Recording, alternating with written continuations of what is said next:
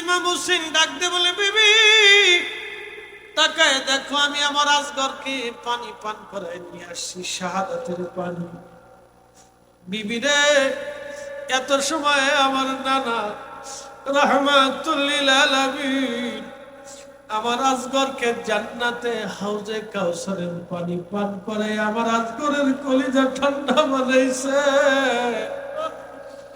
আমি আসগরকে শাহাদাতের পানি পান করে আনছি। ইমাম জয়নুল আবেদিন বললেন, দুনিয়ার মানুষ একমাত্র বেঁচে যাওয়া কারবালার সাক্ষী আমি সারা পুরুষ সন্তান নবীর বংশে আর কেউ ছিল না। আমি অসুস্থ হয়ে উম্মে কুলসুমের কোলের মতো মাথা দিয়ে শুয়েছিলাম, আমি বসতে পারতেছিলাম না। আমার আব্বাজান আমার কাছে এসে আমার কবরে চুমু লাগাইয়ে আমারে আদর করলেন। আমি বললাম, আব্বাজান অনুমতি যদি দেন, এই কারবালায় যাই আমি শহীদ হইতে চাই। আমার বড় ভাই ইমাম কাসেম এই কারবালায় শহীদ, আমার বড় ভাই আলী আকবর বিন মুসাইন এই কারবালায় শহীদ, হযরত আব্বাস আলামদার শহীদ, আমার আত্মীয় স্বজন এই কারবালায় শহীদ, আমার ছোট্ট কলিজার টুকরা ভাই নিসমা বালিয়াসগরকে ওরা শহীদ করে দিয়েছে। আব্বাজান আমি ওই ময়দানে শহীদ হইতে চাই, আমার বিদায় দেন, আমার বিদায় দেন, আমি শহীদ হইতে চাই। আব্বাজান আমারে ডাকতে বলেন, জয়নুল আবেদিন তোমাকে নানার উম্মতের জন্য রেখে গেলাম। জয়নুল আবেদিন নানার উম্মতের জন্য রেখে গেলাম, তোমারে নানার উম্মতের জন্য রেখে গেলাম। জয়নুল আবেদিন মায়ের সেবা করিও, পরিবারকে লক্ষ্য করিও, নানার উম্মতের জন্য তোমাকে রেখে গেলাম। ইমাম জয়নুল আবেদিন বললেন, দুনিয়ার মানুষ আব্বাজান জুলফিকার তলোয়ার হাতে নিলেন। সাইয়্যিদুশ শুহাদা হযরত আমিরা হামজা রাদিয়াল্লাহু আনহুর পবিত্র বর্মটা লোহার পোশাক নিজের গায়ে লাগাইলেন। সবুজ পাগড়ি নানার দেওয়া রহমতের নবীর দেওয়া সবুজ পাগড়ি খালা মাথায় বাঁধলেন। আমার ফুফু আম্মা হযরত জয়নব রাদিয়াল্লাহু আনহার পাশে দাঁড়াইয়া হযরত জয়নবকে ওসিয়ত করলেন, জয়নব আমি তোমার বড় ভাই বিদায় নিচ্ছি, জয়নব আর কোনদিন দুনিয়াতে দেখা হবে না। জয়নব রে, আমি তোরে ওসিয়ত করে যাচ্ছি, আমার ওসিয়ত গুলি অবশ্যই পালন করবা। আমি শহীদ হয়ে যাব, আমি জানি আমার শাহাদাতের পরে ওরা আমার দেহ ক্ষত বিক্ষত করে ফেলবে, আমার দেহের উপরে অত্যাচার চালাবে। জয়নব রে, আমার সাকিনা, আমার কলিজার টুকরা মেয়েটা আমারে বড্ড ভালোবাসে, আমি জানি আমার শাহাদাতের পরে আমার সাকিনা আমার এই দৃশ্য সহ্য করতে পারবে না। আমার সাকিনারে আমার লাশের পাশে যেতে দিও না, মাতম করিও না, বুক চাপাইও না, শরীর কাইটো না, চুল ছিঁড়িও না, কাপড় ছিঁড়িও না, এইগুলি আমার নানার নিষেধ আছে। জয়নব রে, তোমার ওসিয়ত করতেছি, আমার জয়নুল আবেদিনকে তোমার কাছে আমানত দিয়ে গেলাম, ওকে আমার নানার উম্মতের জন্য রেখে গেলাম। আমার মা বাবা হারা, ভাই হারা আমার সন্তানটারে কখনো মনে কষ্ট দিও না রে জয়নব। জয়নব রে, ওসিয়ত করতেছি, দুনিয়ার কোন রাজা বাদশার কাছে আমাদের হত্যার ফয়সালা টানতে যাইও না, কারণ আমি হুসাইন এই ফয়সালা দুনিয়ার কোন আদালত থেকে নিতে চাই না। আমি হুসাইন এই ফয়সালাটা আল্লাহর আদালত থেকে নিতে চাইতেছি। জয়নব রে, আমার এই হত্যার ফয়সালা হাসরের ময়দানে আমার নানার সামনে, কোটি কোটি উম্মতের সামনে, মানব জাতির সামনে, নবী আলাইহিস সালামের সামনে আমার ফয়সালা আল্লাহর কাছ থেকে নিতে চাচ্ছি। সাবধান জয়নব, দুনিয়ার কোন রাজা বাচ্চার কাছে ফয়সালা চাইতে যাবে না। আমি মহারাজা, রাজারও রাজা, মালিকুল মুলকের দরজা থেকে ফয়সালা নেব। জয়নব রে জয়নব, আমি জানি না আমার শাহাদাতের পরে তোমাদেরকে কোথায় নেওয়া হবে, তবে তোমাদেরকে বন্দি বানাইয়া তোমাদেরকে নিয়ে যাওয়া হবে। জয়নব রে, যদি কোনোদিন মদিনাতে যাওয়ার সুযোগ হয়, জয়নব রে, মদিনাতে কারো বাড়ি যাবা না, আমার জয়নুল আবেদিনকে আমার ননার রওজা মুবারকের পাশে দাঁড়া করাই দিবি। আমার নানাদের রওজা মুবারকের পাশে দাঁড়া করে দেবে।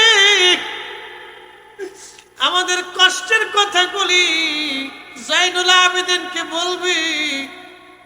আমার নানাজির রওজা মুবারকের পাশে দাঁড়ায় দাঁড়ায় যেন দুঃখের কথাগুলি বলে। দুনিয়ার কারো কাছে বলবি না। আমার নানা হাবিবে কিবরিয়া নবীজি রওজা মুবারকের পাশে দাঁড়ায় দাঁড়ায় আমার জয়নুলকে বলতে বলবি। আর ওই বুঝি যাই রে শুনা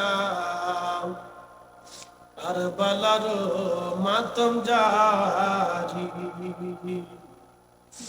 কান্দে ইমাম হুসাইন বিনয় করি, আলী আসগরের লাশ বুকে ধরি,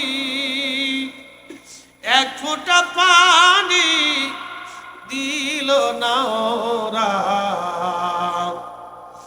মুখেতে তীর দিল মারি।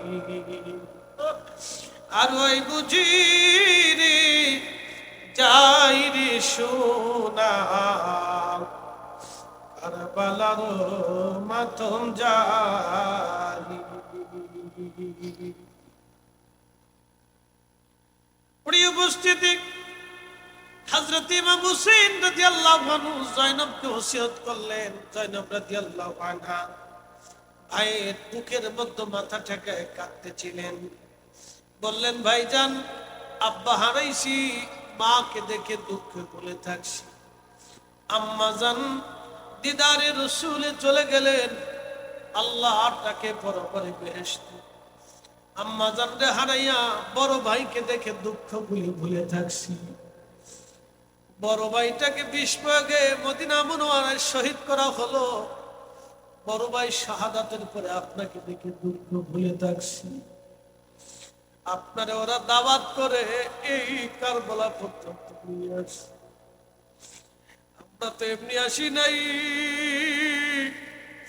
আমরা দাওয়াত করিনি। এই ময়দানে নির্মম ভাবে আমার কলিজার টুকরা সন্তানদেরকে শহীদ করা হয়েছে। এই ময়দানের ভিতরে আলী আসগর শহীদ, আলী আকবর, কাসিম, আব্বাস আলমদাররা ওরা শহীদ হয়ে গেছে। আজকে 3 দিন পানিবিহীন ওরা আমাদের অত্যাচার করছে। ভাইরা, এই কঠিন মুসিবতে, এই মহা মুসিবতের মধ্যে আপনারে আপনি কার আমানতে রেখে যাচ্ছেন, কি আমাদেরকে দেখবে? সেই সময় জয়নবের কান্নাই আল্লাহর আকাশ ভারী হয়েছিল। হযরত জয়নব যখন কান্না করতেছিলেন, ইমাম হুসাইন কাঁদে, ডাক দিয়ে কয়, কলিজার টুকরা বোন রে, আমি তোমাকে আল্লাহর আমানতে রেখে যাচ্ছি। ধীরে ধীরে চালাও ছুরি সীমাত আমারি গলায়, জয়নুল আবেদিনের কান্দ শুনতে দাও আমায়। ধীরে ধীরে চালাও ছুরি সীমাত আমারি গলায়, জয়নুল আবেদিনের কান্দন শুনতে দাও আমায়।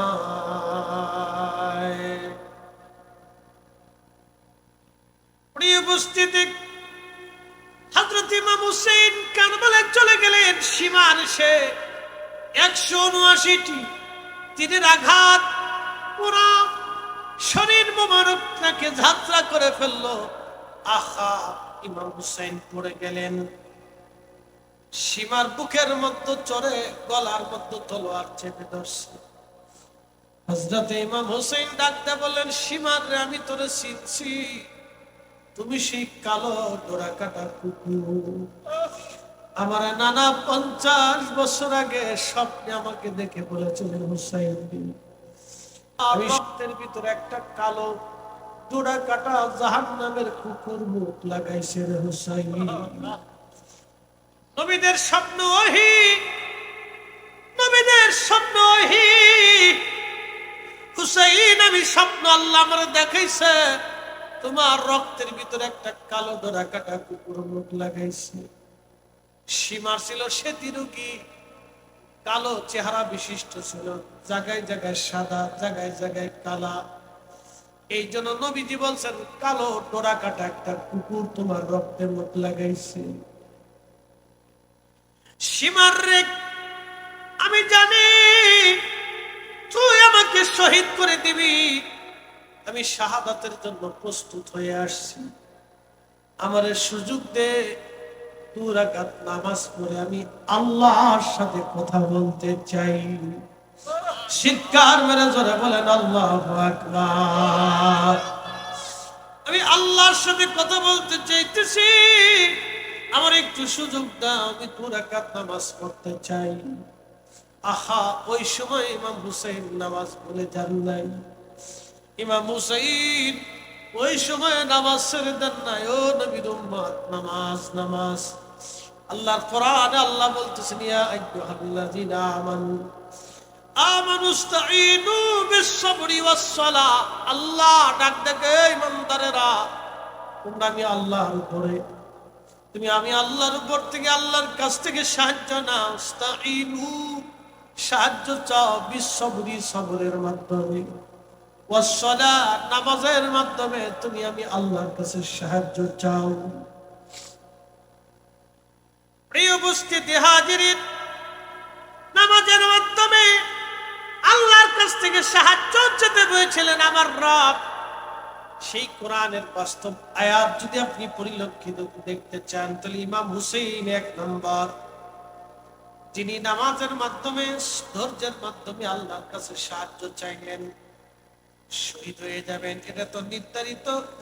হযরত ইমাম হুসাইন নামাজ শেষ করলেন, সীমার ওনাকে শহীদ করলেন, দেহ মোবারক থেকে মাথা মোবারক আলাদা করে ফেললেন। আহা, পবিত্র শির মাথা মোবারক বর্ষার আগায় ঝুলাইয়া তারা আনন্দ করতে লাগলো। ইমাম হুসাইন রাদিয়াল্লাহু আনহুর পবিত্র দেহ মোবারক থেকে জুব্বা খুলে ফেলল, বস্ত্রহীন করে পোশাক খুলে ওনার শরীর মোবারক কারবালার ধুলাবালির মধ্যে ফেলাইয়া 70টা যুদ্ধের ঘোড়া তারা সিরিয়াল করে দাঁড়া করাইল। 70 জন সোয়ারি ঘোড়ার পিঠে চড়িয়া ইমাম হুসাইন রাদিয়াল্লাহু আনহু পবিত্র দেহ মোবারকের উপর ঘোড়া দাপড়াইতে লাগলো। ঘোড়ার পায়ের আঘাতে আঘাতে ইমাম হুসাইন রাদিয়াল্লাহু আনহু দেহ মোবারক থেকে গোশত চামড়া গুলি খসে খসে পড়তেছিল। হযরত যায়েনব সহ্য করতে না পেরে দৌড়াইয়া ইমামে মাকাম সুলতানে কারবালার শেষের মুবারকের পাশে যে দাঁড়ায় গেলেন। মদিনার দিকে তাকায় কান্দার বলিয়া, মুহাম্মাদা ইয়া রাসূলুল্লাহ, নবীজি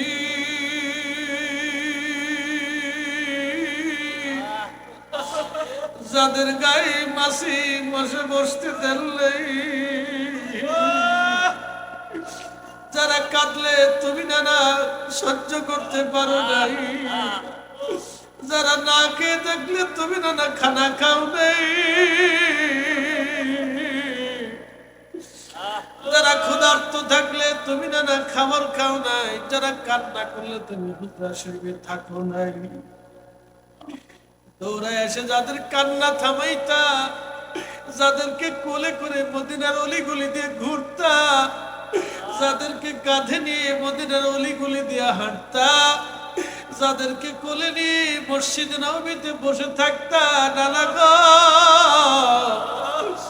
আজকে কারবালার ময়দানে আপনার হুসাইনের সাথে আপনার উম্মতরা কেমন ব্যবহার করে নানা দেখে যাও।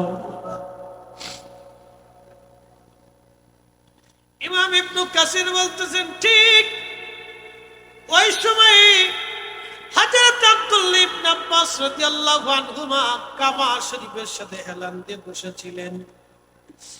কাবা শরীফের সাথে হেলান দিয়ে বসে অবস্থায় ঘুমিয়ে পড়লেন। স্বপ্নের ভিতরে দেখতেছে আমার নবীজি দৌড়ায় দৌড়ায় আসে।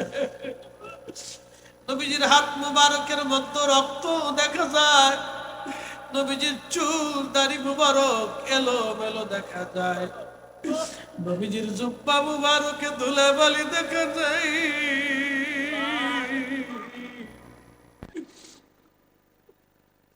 প্রিয় নবীজি কাঁদতেছিলেন, দৌড়ায় দৌড়ায় কাবা শরীফের দিকে নবী আসতেছে। ইবনে আব্বাস যেই সময় স্বপ্ন দেখতেছিলেন, উম্মে সালমা সেই সময় একই স্বপ্ন দেখতেছিলেন। হযরত ইবনে আব্বাস ডাক দিয়ে বলেন, ইয়া রাসূলুল্লাহ, জীবনে আপনাকে এইভাবে কান্নারত দেখি নাই। আপনার হাতের মধ্যে রক্ত কেন নবীজি? আপনার চুল দাড়ি মোবারক এলোমেলো কেন? জুব্বা মোবারকে ধুলাবালি লেগে আছে কেন? আল্লাহ নবী ডাক দেয়া বলতেছে, ইবনে আব্বাস রে, কারবালায় খবর দাও, আমাদের হুসাইন কারবালায় শহীদ। আমি আমার হুসাইনের শাহাদাতের সময় আমি নবী তার পাশে ছিলাম, আমি নবী তার পাশে ছিলাম, আমি তার রক্তগুলি নিয়ে আল্লাহর আদালতে যাইতেছি। আমি নবীজি আমার হুসাইনের শাহাদাতের সময় আমি তার পাশে ছিলাম। মক্কা নগরে খবর দাও, আমাদের হুসাইন কারবালায় শহীদ। আমাদের হুসাইন আর নাই। আখেরি সালাম লন ওহে নানা জান, আপনার হুসাইন যায় কারবালার ময়দান, গোদানা কারবালার ময়দান।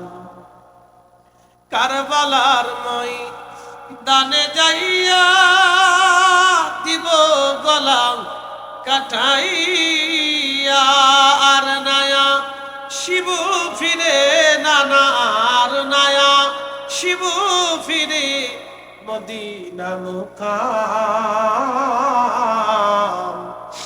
আপনার হুসাইন যায় কারবালার ময়দান, গোনানা কারবালার ময়দান।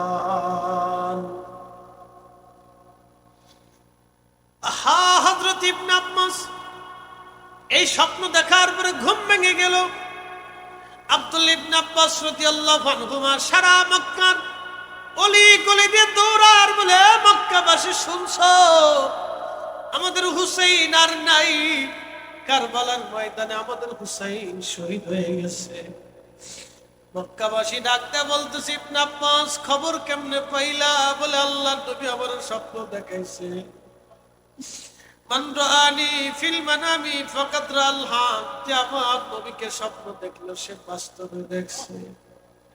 কারণ নবী নিজে আসে, নবী নিজে আসে, ছবি আসে না, নবী নিজে আসে। ইমাম হুসাইনের শাহাদাতের সময় নবীজি কারবালায় উপস্থিত। একবার জোরে বলা যাবে কি ইয়া রাসূলুল্লাহ? আসে ওলিদের ইন্তেকালের সময় নবীজি তশরিফ রাখেন। আশেক ওলিদের জানাজাতে নবী তশরিফ রাখেন। আশিক ওলিদের কবরে নবী তশরিফ রাখেন। আশিকদের কবরে নবী তশরিফ আনেন, আশিকদের কবরে নবী আসে। ইমাম হুসেনের শাহাদাতের সময় নবী পাশে ছিলেন। ইমাম ইবনে কাসির আল বেদায়ে শরীফের ভিতরে এই ঘটনা কানা লিখে, হাদা হাদিসুন সানাদুন যায়িদ, তিনি হাদিসের সনদ থেকে যায়িদ বলেছেন, মজবুত বলেছেন। খুব মনোযোগ দিবেন। নবীজি ইমামে সুলতানে কারবালার শাহাদাতের সময় নবীজি পাশে ছিলেন। বলে ইবনে আব্বাস, আমি আমার হুসাইনের শাহাদাতের সময় আমি তার পাশে ছিলাম। খবর দাও আমার হুসাইন কারবালায় শহীদ। এই জন্য আশিক লিখেছেন, মে কবরে আন্ধেরি মে ঘাবরাউঙ্গা जब तन्हा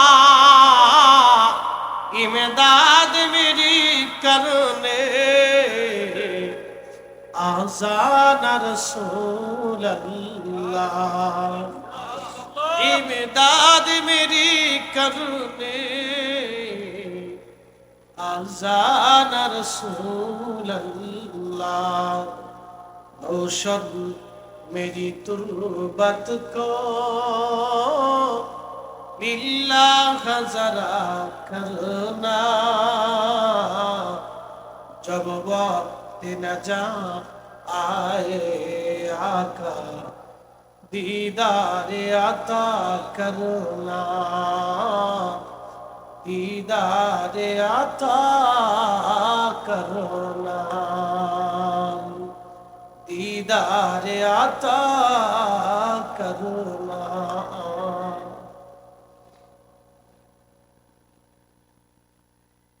শাহাদাত বড় দামি। আগেই বলেছি উনাদের শাহাদাতের ফয়সালা কিয়ামতের ময়দানে আল্লাহর আদালতে হবে। নবীজি বলেন, আমি তার রক্তগুলি নিয়ে আল্লাহর আদালতে যাইতেছি। ইমাম হুসাইন জয়নবকে বলে গেলেন, দুনিয়ার কোনো আদালতে বিচার লাগবে না, আমাদের বিচার হাসরের ময়দানে নিয়ে নেব। তার মানে ওনাদের শাহাদাত বড় দামি, ওনাদের এই শাহাদাত অত্যন্ত দামি, ওনাদের শাহাদাত দামি। প্রশ্ন রাখবেন ফরিদি হুজুর, মুহররম আসলে ওনাদের শানে আমাদের এই কান্না, আমাদের এই ত্যাগ, এই ভালোবাসা, এই চোখের পানি, মাহফিল, আমাদের ফায়দা কি? মনে রাখবেন, আল মারউ মা মান আহাব্বা, যে যাকে ভালোবাসে তার সাথে তার আসান বাসার হয়ে যাবে। আমরা হুসেনকে ভালোবাসি, সোহাদা কারবালাকে আমরা ভুলে যাই না।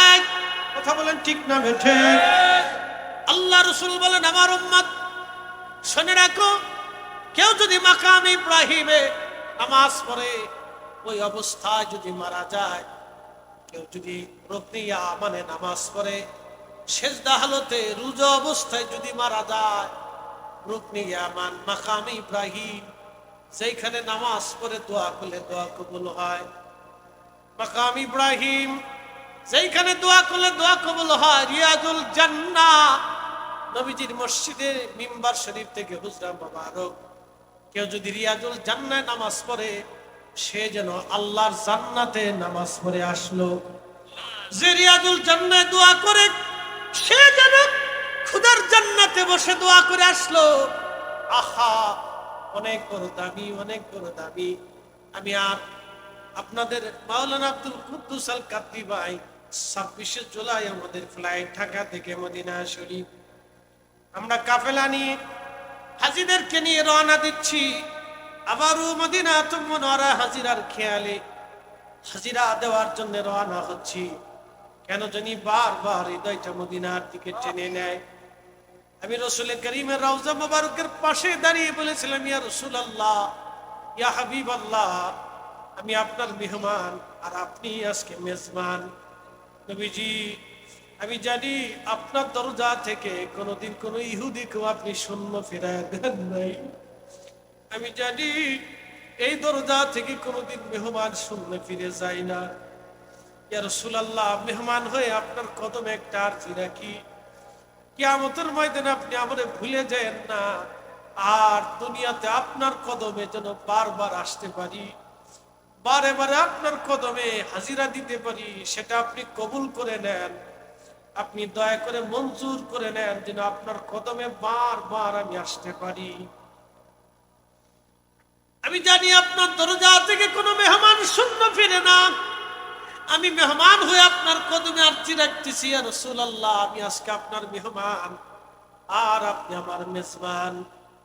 জানি কোনো মেজবান কোনো মেহমানকে তাড়িয়ে দেয় না, কোনো মেজবানকে শূন্য হাতে কোনো মেহমানকে তাড়িয়ে দেয় না কোনো মেজবান। আর আপনি রাহমাতুল লিল আলামিন, আপনি সমস্ত জাহানের রহমত। এই রহমত থেকে আমরা এই রহমত থেকে আমরা মাহরুম হতে চাই না। ইয়া রাসূলুল্লাহ, আপনি দয়া করে গোলামকে কবুল করে নেন। শোনেন, আপনাদেরকে বলে দিয়ে যাই, আল্লাহ যদি তৌফিক দেয় মদিনা শরীফে যাবেন, নবীর কদমে দাঁড়ায় সালাম আরজ করে আসবেন। উম্মত যদি জানতো নবীর কদমে দাঁড়িয়ে সালাম দেওয়ার মর্তবা কত, তাহলে উম্মত হামাগুড়ি দিয়ে হলো নবীজির কদম মোবারকে যাওয়ার এরাদা করত, ইচ্ছা করত, যে আমি হামাগুড়ি দিয়ে হলো নবীজির কদমে হাজিরা দেব। শাহ ওয়ালিউল্লাহ মুহাদ্দিস দেহলভী মক্কা থেকে খালি পায়ে মদিনার দিকে হেঁটে যাইতেন। ইমাম আবু হানিফা রাহমাতুল্লাহ আলাইহি যতদিন মদিনা শরীফে গেছেন খালি পায়ে হেঁটেছেন।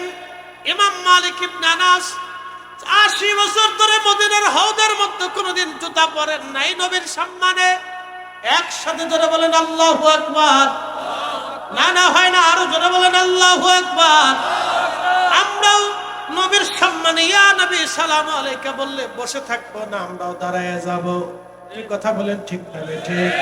দিন নবীজির দরবারে এসে উম্মে সালমা বললেন, ইয়া রাসূলুল্লাহ, আমি স্বপ্ন দেখেছি আপনার শরীর থেকে গোশত কেটে আমার কোলের মধ্যে দেয়া হয়েছে। নবীজি, এই স্বপ্নটা আমাকে ভয় দেখাচ্ছে, আমি চিন্তিত হয়ে পড়েছি। ইয়া রাসূলুল্লাহ, স্বপ্নের তাবির কি? নবীজি বললেন, সালমা, স্বপ্নের তাবিরটা সুন্দর, তুমি ভয় পেও না, চিন্তিত হয়ে না। তোমার জন্য একটা সুসংবাদ, আমার ফাতেমার কোলে আমার আল্লাহ একটা অচিরেই পুত্র সন্তান দেবে। একসাথে জোরে বলেন সুবহানাল্লাহ। সংবাদ শোনার পরে নিজেকে আর স্থির রাখতে পারি নাই। নবীজি কাঁদতেছিলেন ইমাম হুসাইনের শাহাদাত শুনে। সেই কষ্টের কথা শুনে হযরত নবীজি বেদনায় কেঁদে কাঁদতে লাগলেন। চোখ বেয়ে বেয়ে পানি পড়ে পড়ে দাড়ি মোবারক ভিজে যাচ্ছিল। তার মানে কি? ইমাম হুসাইন কারবালায় শহীদ, এটা আল্লাহর পক্ষ থেকে আগেই ফয়সালা হয়ে গেছে। প্রশ্ন করবেন, ফয়সালা যদি হয় তাহলে আমাদের এত শোকের কারণ কি হতে পারে, ব্যথার কি কারণ? প্রত্যেক মানুষের মৃত্যুটা আল্লাহ কর্তৃক নির্বাচিত, প্রত্যেক মানুষের জীবন আল্লাহ কর্তৃক নির্বাচিত, প্রত্যেক মানুষের রিজিক আল্লাহ কর্তৃক নির্বাচিত, প্রত্যেক মানুষের অ্যাক্সিডেন্ট দুর্ঘটনা আল্লাহ কর্তৃক নির্বাচিত, প্রত্যেক মানুষের রাজত্ব সম্মান আল্লাহ কর্তৃক নির্বাচিত, সবকিছু আল্লাহ কর্তৃক নির্বাচিত। কিন্তু ইমাম হুসাইনের শাহাদাত আল্লাহ কর্তৃক নির্বাচিত হলেও এটা উম্মতের জন্য অনেক বড় বেদনা। প্রশ্ন রাখবেন ফরিদি হুজুর, উম্মতের জন্য বেদনা হলে লাভ কি? লাভ বলে দিয়ে যাই, ইমাম হুসাইন শুধু শহীদ হয়েছেন বিষয় এরকম না, ওনার শাহাদাতের মাধ্যমে আল্লাহ আমাদের নাজাতের ফয়সালা করবে। একবার জোরে বলা যাবে কি আল্লাহু আকবার।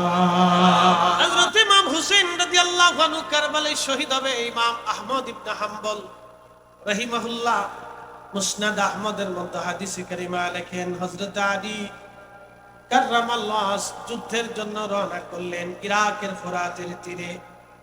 কারবালার পাল্টে যাওয়ার সময় হযরত আলী রাদিয়াল্লাহু আনহু ঘোড়ার পিঠ থেকে সওয়ারি থেকে নামলেন, জায়নামাজ নিয়ে কারবালায় হানজাল গাছ, এই হানজাল গাছের পাশে তিনি দাঁড়িয়ে গেলেন নামাজে। নামাজ পড়ে হযরত আলী কাররামাল্লাহ দুই হাত বাড়িয়ে দোয়া করতে লাগলেন, দোয়া শেষ হয়ে যাওয়ার পরে বলতে লাগলেন, হে আবু আব্দুল্লাহ, তুমি এই সময় ধৈর্য হারা হইও না, তুমি ধৈর্য ধারণ করিও। সাহাবীরা জিজ্ঞেস করলেন, ইয়া আমিরাল মুমিনিন, বিষয়টা বুঝলাম না গো ইয়া আমিরাল মুমিনিন, আপনি হানজাল গাছের পাশে কেন নামাজ পড়লেন?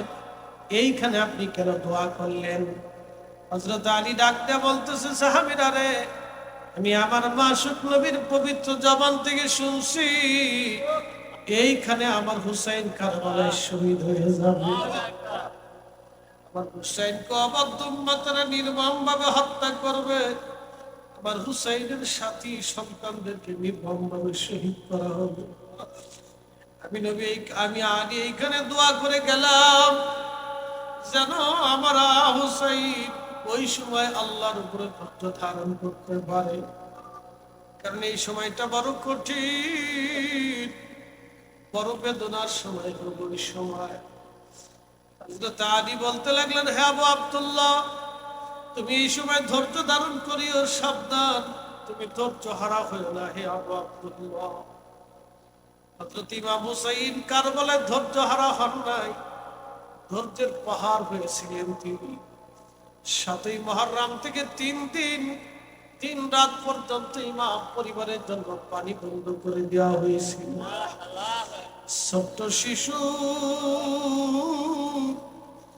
আলী আসগরকে কোলে নিয়ে ইমাম হুসাইন কারবালার সামনে দাঁড়ায় গেলেন। ইয়াজিদের সৈন্যরা রে, তোমাদের দৃষ্টিতে আমি তোমাদের দুশমন হতে পারি, তোমাদের দৃষ্টিতে আমি তোমাদের শত্রু হতে পারি, কিন্তু আমার এই ছোট্ট কোলের বাচ্চা তো কোনো দুশমনি করে নাই। আজকে ৩ দিন আমি বাবা হয়ে আবার আলী আসগরকে পানি পান করাইতে পারি নাই। আমি তৃষ্ণায় আমার আসগরের কান্না বন্ধ হয় না, আমি বাবা হয়ে তারে পানি দিতে পারি নাই। তোমরা আমার আলী আসগরকে একটু পানি দিয়ে কলিজা ঠান্ডা বানায় দাও, তো কোনো অন্যায় করে নাই, ও তো তোমাদের দুশমন না, এতটুকু বাচ্চা তো কারো দুশমন হতে পারে না। ইমাম হুসাইন বলতে লাগলেন, তোমরা যদি আমাকে বিশ্বাস করতে না চাও, তোমাদের ভিতর থেকে কেউ এসে আমার আসগরকে নিয়ে পানি পান করে কলিজা ঠান্ডা বানায় দাও। বেঈমানদের মনে মায়া লাগে নাই, দূর থেকে বেঈমান একটা তীর ছুঁড়ে মেরে ডাক দেখে, হুসাইন অপেক্ষা করো, জনমের পানি পান করাবো। এই তীর এসে হযরত ইমাম হুসাইনের কোলের মধ্যে ধরে রাখা ৬ মাসের শিশু আলী আসগর কলিজা বিধে একেবারে পার হয়ে গেল। বাবার কোলের মধ্যে সন্তান শহীদ, রক্তগুলি গল গল করে বাবার কোলের মধ্যে পড়তেছিল। ইমাম হুসাইন আকাশের দিকে তাকায় কান্দার বলে, রাব্বি, আপনি সাক্ষী থাকেন, আল্লাহ আপনি সাক্ষী থাকেন, ওরা আমার সাথে কেমন ব্যবহার করছে, আল্লাহ সাক্ষী থাকেন। আমার আসগরকে পানি বিহীন আমার কোলের মধ্যে ওরা শহীদ করে দিল, আল্লাহ আপনি সাক্ষী থাকেন। সন্তানকে বুকে নিয়ে কাঁদতে কাঁদতে ইমাম হুসাইন চলে গেলেন তাঁবুর সামনে। বিবিকে ডাক দেখে, বিবি আসো গো, তুমি একবার তাঁবুর ভিতর থেকে বের হয়ে দেখো বিবি, আমি আমার আলী আসগরকে জনমের পানি পান করাই আনছি।